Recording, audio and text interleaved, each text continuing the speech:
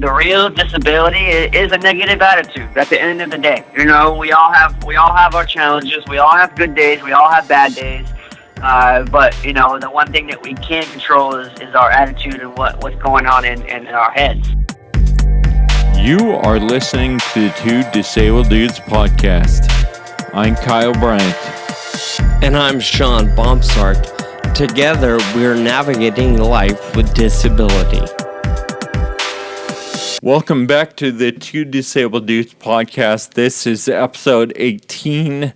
Sean, how are you? I'm doing well. I am excited about another wonderful conversation. But yeah, overall, life is good. Staying busy and enjoying the early part of summer still.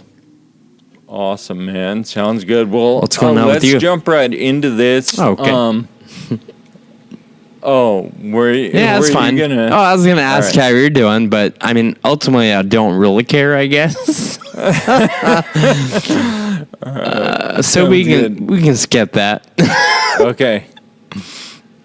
I'm super excited to introduce a special guest on the podcast. Rudy Garcia-Tolson was born September 14th, 1988 in Bloomington, California. He's the youngest of 4 children. At age 5, having already gone 15 surgeries to correct a rare birth defect, Garcia-Tolson elected to amputate both legs above the knee. He opted for greater mobility and a full active life with prosthetics. Undaunted, he began swimming, then running, and has been winning ever since. By age 15, he had won a gold medal at the Paralympic Games, breaking world records in swimming. Rudy Garcia-Tolson, welcome to the Two Disabled Dudes podcast. I'm excited to be on the show. Thanks for having me. Let's have some fun. We read your brief bio, and obviously we left a lot of stuff out. Is there anything you want to add to that from in your own words? I tell people that I'm living the dream. I am a 4-time Paralympic athlete, and I've also finished an Ironman before, and I am a spokesman for the Challenge Athletes Foundation. I'm a Team OSER ambassador and a motivational speaker, and it's just I'm excited for this opportunity to be able to be on the show and to share my message and hopefully inspire some people out there who are listening. So yeah, appreciate you having me on. All of this, and well, since Kyle said it out loud, born in 1988, you're not even 30 years old yet. No, I'm 28, but I have to say, some days I feel like I'm a lot older. Sure. I went to my first Paralympics when I was 15, and so back then it was okay, and it was possible to eat pizza every night and still wake up and perform really good. And slowly but surely, I started to figure out that I definitely can't do that anymore as I get older, and I have to put a lot more time into my recovery from practice and even my preparation for practice. I do have a couple lighthearted questions just because we're on the topic. Kyle and I recently did a podcast centered around nutrition, and we had an incredible guest. So since you're bringing up pizza and doing all these crazy competitions and world-class, you mentioned Paralympics and everything else that you've done and still do. Have you cut out pizza and sweets and sugars, or have you just limited? Because I love pizza, man. Man, you can't go wrong with that. I would call it more nowadays. I call it soul food. It's good for my soul. It makes me feel good. But at the end of the day, it's definitely not benefiting or not improving my nutrition. So I'll have a cheat day every now and then, which is I think very, very, very much needed. So, but I I do a lot of speaking, and the way I explain to kids about nutrition and eating is I tell them, your body is a Ferrari. What kind of gas are you going to put into a Ferrari? You're going to put the cheap gas, or you're going to go all, you're going to do the right way and put the most expensive stuff you can find. So definitely keeping the machine active and strong, and making sure that you can get up in the morning and perform at a top level is priority. Absolutely. That's a great analogy. I like that. I'm a Ferrari. I gotta treat me like a Ferrari. There you go, man. On the topic of nutrition, do you think it would have helped when you were younger? Like, would it have taken a few seconds off your swim if you could have known to, eat well? I don't know. Hindsight's 20/20, so we'll never know. But I think in the moment I was young, so I think when you're at a certain age and you're young, you can do that. Your body just burns. It's like your body just burns it, and so it's possible to crank out 6 to 10,000 meters in a pool a day and eat a whole pizza and wake up in the morning and do it all over. But nowadays they can't do that. But I don't know. I sometimes ask myself that question too. I wonder if is the golden question. So your bio says that you made the decision to amputate your legs at age 5. How does a 5-year-old make a decision like that? What was going through your mind? For me, it was a very cut and dry, black and white decision. It was get some cool robot legs, or basically be immobile and basically watch my friends and sisters and brothers playing from a window. When I was born with a birth defect, which consisted of having webbed legs. So if you can imagine how your legs look like when you're in a sitting position, so they were bent. But then under the knee, there was skin under there, so it's kind of like a flap of skin, like a webbing under my knee. So that just I couldn't stretch my legs out, and under the main flap of skin under my knee was the main artery. So they couldn't just kind of snip, and I'd be good. It was much more complicated than that. I was also born with webbed fingers, which I joke all the time. I kind of wish I would have kept them, because it would have been natural for a swimmer to have webbed hands. I would have had my paddles on, it would have been perfect. But they separated all my fingers at birth. My 3 middle fingers were the ones that were webbed, and my pinky and thumb were still open. So they separated those at birth, easy breezy, but still the biggest problem was my legs. So, at birth, the doctor suggested to my parents that they amputate, and my parents said no. My parents did not want them to cut my legs off at birth, because they just didn't. They feared that I would come back when I was 20 or 30 years old and have some type of resentment against the decision. Why'd you cut my legs off? They could have fixed them now. They feared that, and so they wanted to try the options. What are the options? What can we do? And so from when I was born to I was about 5 years old, basically grew up in a hospital. I went through more than 15 operations on my legs to try to fix them. I vividly remember one of the procedures they did on my legs. It was called a laser off, and it originated from Russia. It was an experiment, and it looks similar to a halo that they put on people's legs, sometimes to either lengthen the bone or just lengthen the leg. So I had this laser off on one leg at a time, and I was about 5 years old still. So I had one on one leg for 6 months and one on the other leg for 6 months. And this thing was like a torture contraction. Now that I think about it, man. It was a metal cage that went around my leg from the thigh down to my ankles, and about every few inches, it had a metal rod going into my bone. to kind of stabilize the whole leg. And then I had a bunch of little rods going around where the knee was. And, of course, the idea of this was every day my mom had to turn it a few millimeters, basically to slowly but surely straighten it out. So you can imagine, as soon as she made the adjustment, I didn't feel anything, but, a few hours later, I was just in, excruciating pain. And, now on my legs, you can still see, like, the holes that I have, the scars. And so, that procedure seemed to be working. I got both of my legs straight, and then they took off the laser off, and my legs ended up going back to the same position, which was almost like a waste of time. So at that stage, I was done. I was done with being in a hospital. I was done with just not being able to be a normal little boy. I mean, I have an older brother, 3 sisters, and I'm the youngest out of my family. So really, all I wanted to do was just be like them. I just wanted to play outside. I just wanted to be normal. So that's right around when the doctors kind of came to my parents with the ultimate decision.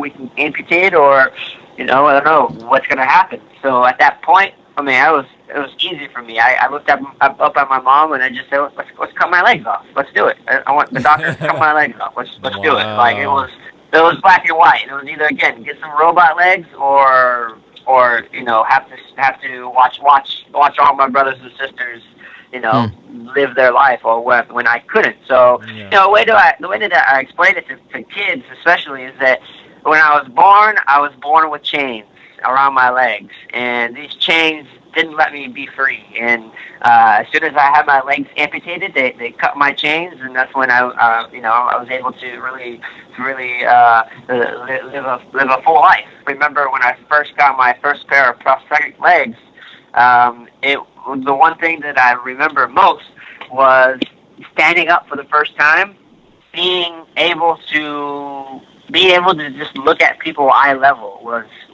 weird to me. It was foreign, but it just felt so awesome. And then one thing I remember again was going home and go walking in the kitchen and just being able to see on top of the counter and on top of the table, just the little things was like monumental to me. It was like a whole new world opened up as soon as I was able to stand up and walk. And at that time, the prosthetics that I was receiving, they were state funded legs. I was on Medi-Cal. I grew up in a trailer park.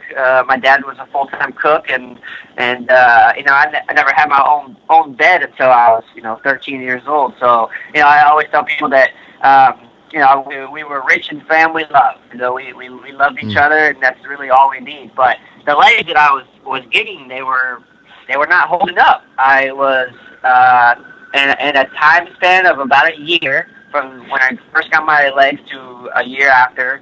I broke my prosthetic legs at least 50 times. And so it ended up being like almost like a daily, a weekly thing to have to go back to my prosthetist, Michael Davidson, and tell him, hey, this stuff isn't working. What can we do? And funding was very was not there. I couldn't really pay for better legs, and so my mom kind of got the idea. Mom, being the genius that she is, she got the idea of filming me, kind of just being an active kid. So jumping over walls, playing tetherball, playing football. Just being outside, being active, and showing how these legs that I had were. They were heavy. They were uncomfortable. They kept breaking. And so she sent this video to the company who still supports me today. At the time, it was the company called Flexfoot. Now it's a company called Oser, and they're based out of Iceland. And they ended up giving me these brand new pair of legs that were like carbon fiber, titanium. Wow. They were colorful. I tell people all the time, I went from driving a Pinto to driving a Ferrari. I mean, it was like overnight. I was. Wow. It really changed my life overnight just by receiving these legs. I was able to put them on super quick, take them off really easy. It didn't break even when I fell. It was a game changer for me. And right around that time was when I first got involved in my sports. I first got involved in swimming, and that's kind of where I found my passion. I set my first goal when I was 7 years old, and I told my parents all I wanted to do is beat a kid with legs. That's all I wanted to do. So it says in your bio that you, at age 8, you claimed that you'd be in the 2004 Paralympic Games, and then you did, and you won gold when you were 15. So when you were 8, how did you see that far, and how did you even know you'd still be interested in swimming, 8 years later or whatever? I don't think you really do know at that age.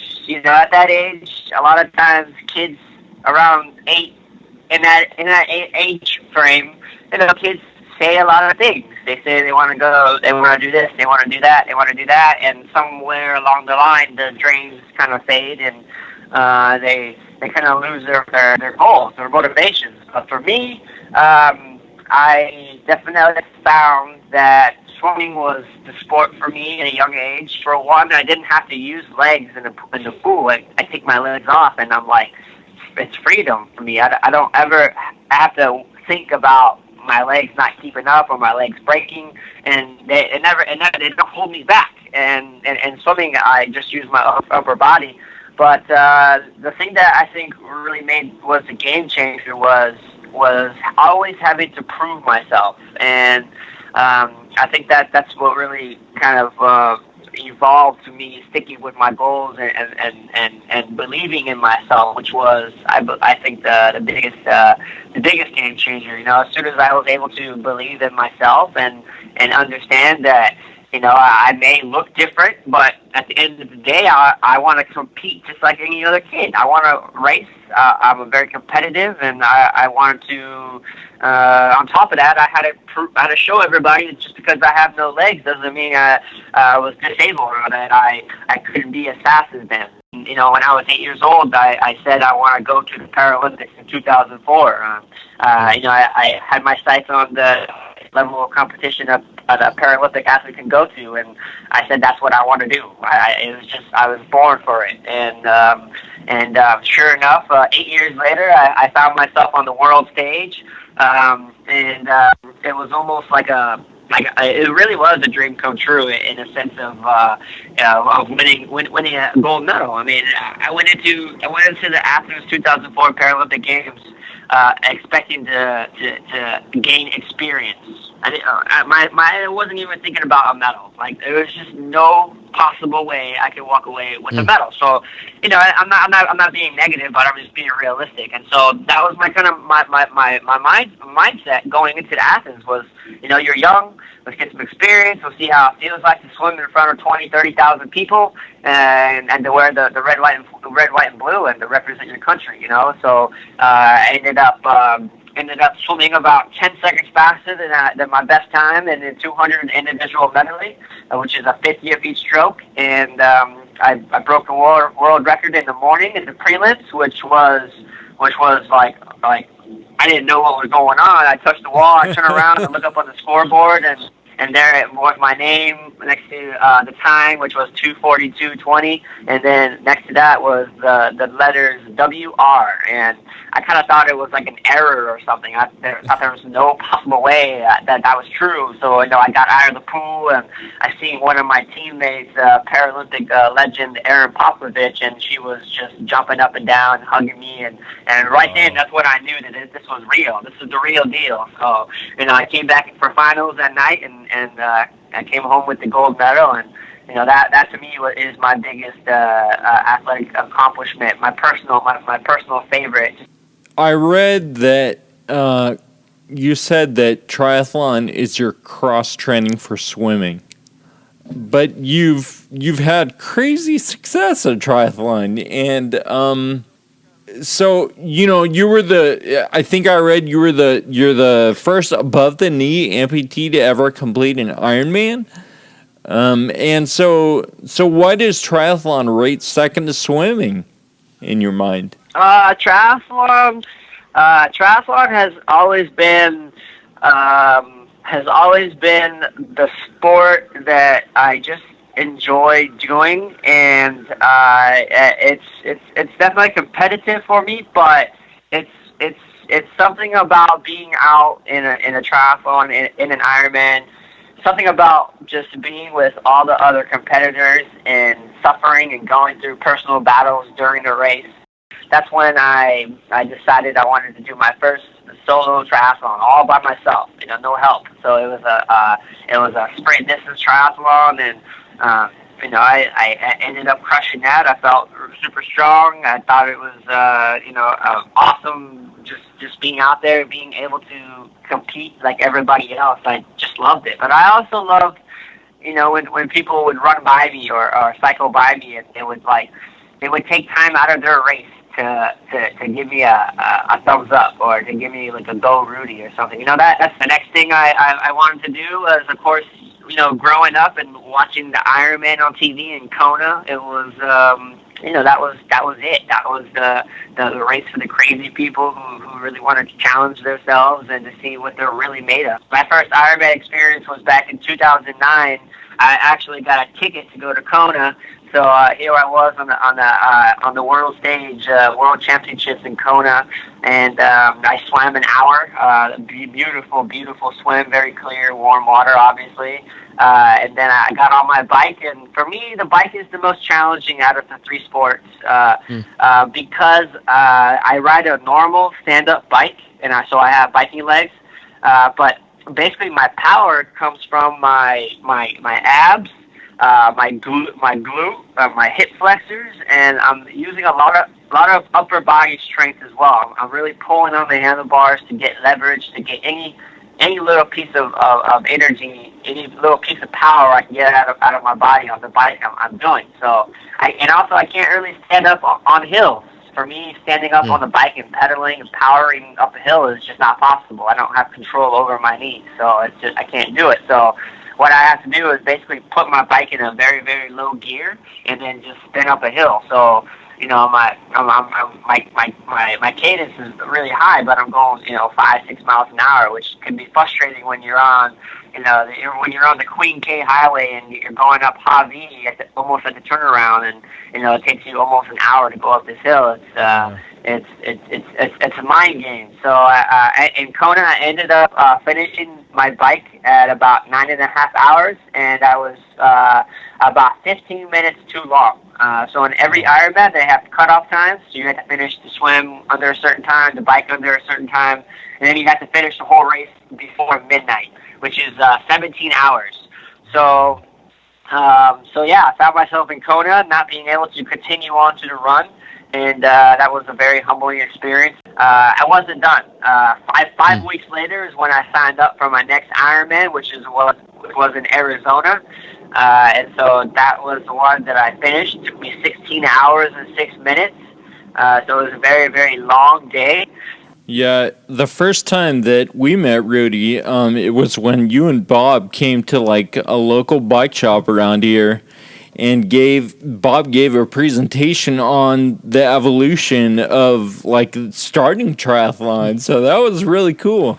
Yes, triathlon's come a long way. Bob, I think Bob did his first Kona Ironman back in the 80s when it first started, and there's a picture of Bob that I love, that he's standing next to his bike with some like shorts on that have like a really, really thick like leather belt on, and his seat has like a furry seat, so it's like super comfortable, and then he has like a little cage in the front of his bike with a little radio, and he was just ready for a little adventure there in Hawaii. But that's just the way it was back then, and so now you got guys out there with super expensive bikes, and it's just turned into a super fast. These guys are doing 8-hour Ironman, so it's super impressive what they can do. So I have to ask you one thing. I've been having a little trouble with my hip flexor. physical therapist recommended, that I strengthen my glutes and stuff. And you mentioned that those are all the things that are important to you. I wanted to ask you, have you ever used the Thigh Master? Because I have not, but I actually hear good things about that. How's it working for you, Kyle? Is it working really well? Good. Yeah, I actually just got it. I still need to open the box and pull it out and get it going. But so, Rudy, the background to this is that I didn't feel like I needed to buy a gym membership for just like that one machine that you put your legs in and like open and close or whatever. So I was like, I could save a bunch of money and do it in my house if I just buy Suzanne Summers' Thigh Master, So that will do the job. So let me know how it works though. I might have to follow on that. Hey, all right. Just out of curiosity, Rudy, you talked about everything you were doing at 8 years old. How did you land on your sports of choice? Like, what was your first, I don't know, did your dad and you watch the games every weekend, or, what is it that turned you on to athletics? I just wanted to be athletic at a young age, especially when I had my legs amputated. I wanted to move. I wanted to go move. I wanted to be fast. I wanted to walk. I wanted to run. I wanted to walk to school every day, walk home every day. I just wanted to be out, and I think I got into swimming because my dad suggested that I learn how to swim. I grew up in California. It'd be pretty useful to know how to swim. So that's kind of how I got started swimming, and then with the running, it was I don't know. I did my first 1 mile fun run in the Fontana Days run in California. I did my first mile fun run there, and it probably took me about 20 minutes to do this 1 mile run, but I was doing it in my walking legs, and so I'm just basically speed walking, if you can picture that. And so I did that, and I just loved it. I just loved the environment. I just loved being out there and just sweating and my heart rate up high. I just loved it, and I just stuck with it. I mean, I don't know what it was. Sure. I think competition, the competitiveness in me is what I think kept me going. Do you think there was anything, if you recall, in that younger version of Rudy, was there ever the mentality or the thought process of, I'm not going to be able to do it? Did you ever doubt your ability back then? Never. I'm a very hard-headed person to begin with, so I have to learn the hard way a lot of times, just because I have to experience it. And so as a young kid, I was the same. There was never a sense of me not being able to do something, and if I couldn't do it, I gave it the best try I can give. I mean, you better bet I was trying as hard as I could to do it, and more than half the time I would be able to do it. But I think that again comes from just people always kind of making the decision for you that you can't do it. I wasn't okay with that. I had to do it myself. That's awesome. So Rudy, let's switch gears for a second here. You've been a spokesperson for the Challenge Athletes Foundation since you were pretty young. Can you tell us about Challenge Athletes Foundation? Yeah, the Challenge Athletes Foundation. We're based out of San Diego. We've been around for 22, 23 years now, and our mission is to provide physically challenged athletes with sporting equipment to get back into the game of life. So a lot of times when someone becomes injured, they go through a lot of times they go through a depression state, just because a lot of times these people are fully active, just fully active people, never knowing any different, and then something happens and they end up having to use a prosthetic the rest of their life or a wheelchair the rest of their life. So we believe that when this happens, it's important to gain your independence again, to be able to do things on your own, to be able to have that confidence to say to yourself, I can do that, no problem. And so the Challenge Athletes Foundation gives grants to challenge athletes all around the world, and whether it be a running leg or a racing chair or an adaptive surfboard or an adaptive snowboard, whatever it may be, we provide grants so challenge athletes can get to the starting line, and then really that's where the magic happens. There's something amazing that happens when you have a challenge athlete at the starting line of any race. It gives off a sense of motivation, but also it's very, very inspiring. With the help of Challenge Athletes Foundation, we're really changing people's perceptions on what they think of a challenge athlete is. Awesome. So you mentioned that you've been doing a lot of speaking, and you obviously speak to kids a lot, but also to corporate groups or businesses, whatever.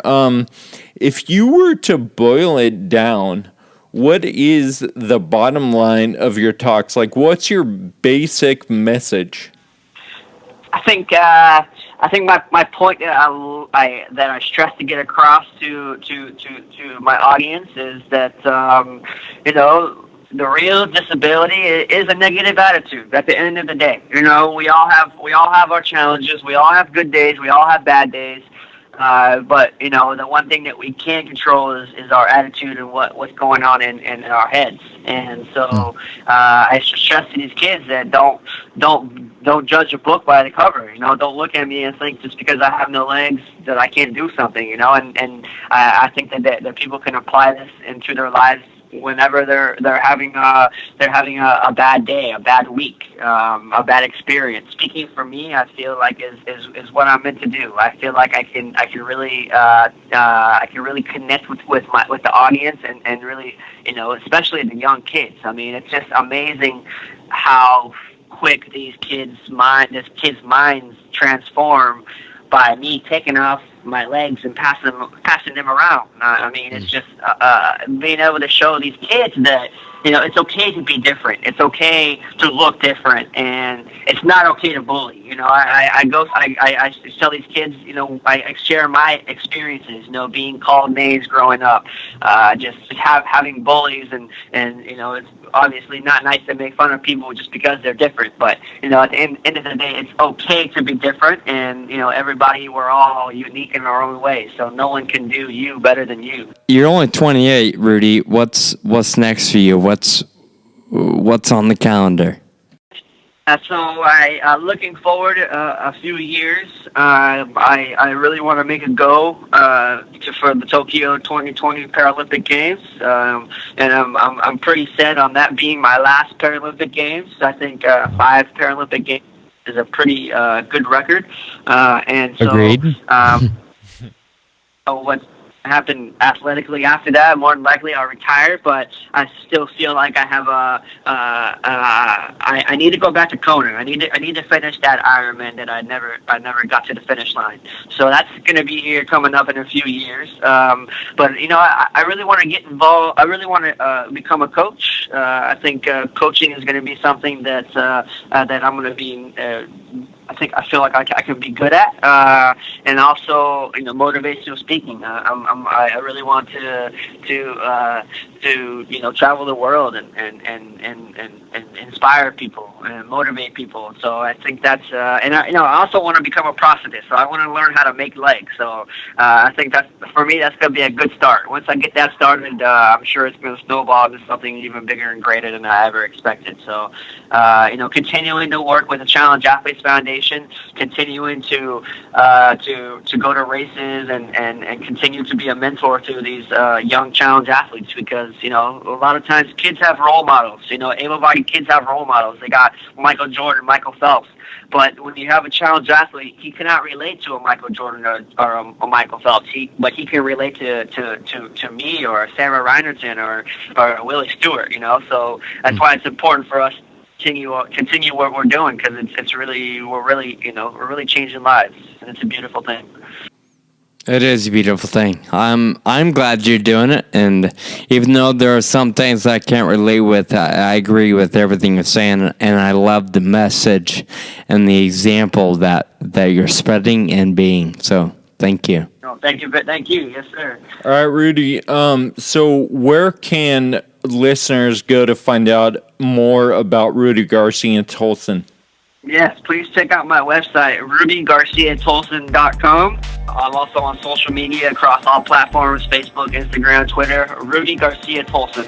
My motto is, a brave heart is a powerful weapon.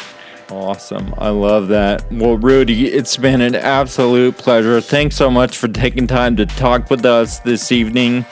And, next time I'm in New York, I'm definitely going to drop you a line and see if we can meet up. All right, let's do it. Bring by that time, man.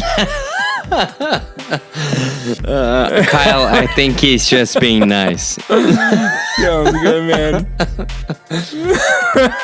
Well, yeah, Rudy, same. I'm so excited and I feel honored to spend the last little bit on the phone with you. Thanks so much for being on our show today and for sharing just a little bit of your story. We look forward to cheering you on in Tokyo and following your progress there. So keep up the good work, man. Yes, sir. Thank you very much, you guys. Have a great night. Thank you. Thank you for listening to the Two Disabled Dudes podcast. Find us online at twodisableddudes.com. And please subscribe and review on Apple Podcasts. We'd like to hear from you. You can find us on Facebook, Twitter, and Instagram. Special thanks to our audio producer, Jake Tompkins, who also composed the music. Until next time, keep living with urgency.